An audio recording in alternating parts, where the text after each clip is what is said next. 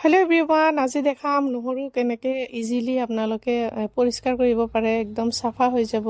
আমাৰ যিহেতু ঈদ আহিছে, ঈদত মানে বহুত লাগিব, সেইকাৰণে ইয়াতে 5 কিলোমান লৈ লৈছোঁ। মই ধুনীয়াকৈ আগতে বাকলিখিনি ওপৰৰ বাকলিখিনি এৰাই লৈছোঁ।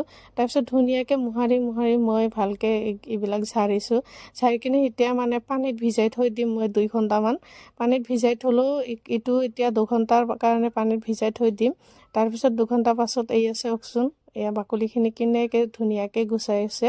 তো এইখিনি এতিয়া এটা চালনী এটাত লৈ কিনে অকণমান মোহাৰি দিলে তাৰপিছত একদম মানে ক্লিন হৈ যাব, চাফা হৈ যাব।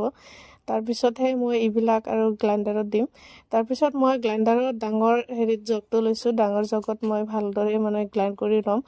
ডাঙৰ জগটো দিছোঁ মানে জল্দি হৈ যাব বুলি। মই মানে বহুতকেইটা 5 কিলো নহৰু, সেইকাৰণে গোটেইখিনি এনেকৈ মই গ্ৰাইণ্ড কৰি লৈছোঁ। তাৰপিছত দি দিছোঁ অকণমান ইয়াতে ৰিফাইন, তাৰপিছত দিছোঁ ভিনেগাৰ, দি কিনে মিক্স কৰি কিনে এটা ডাঙৰ ডাব্বা লৈছোঁ। ডাব্বাটোত ভৰাম গোটেইখিনি। গতিকে আপোনালোকেও এনেকৈ কৰি থ'ব পাৰে। কিবা ঘৰত অনুষ্ঠান হ'লে বা ঈদৰ আগে মানে ঈদৰ দিনাতো বহুত পেৰা হয়, সেইকাৰণে মানে আগে কৰি থ'ব পাৰে। এইটো এতিয়া মই ফ্ৰিজত ভৰাই থৈ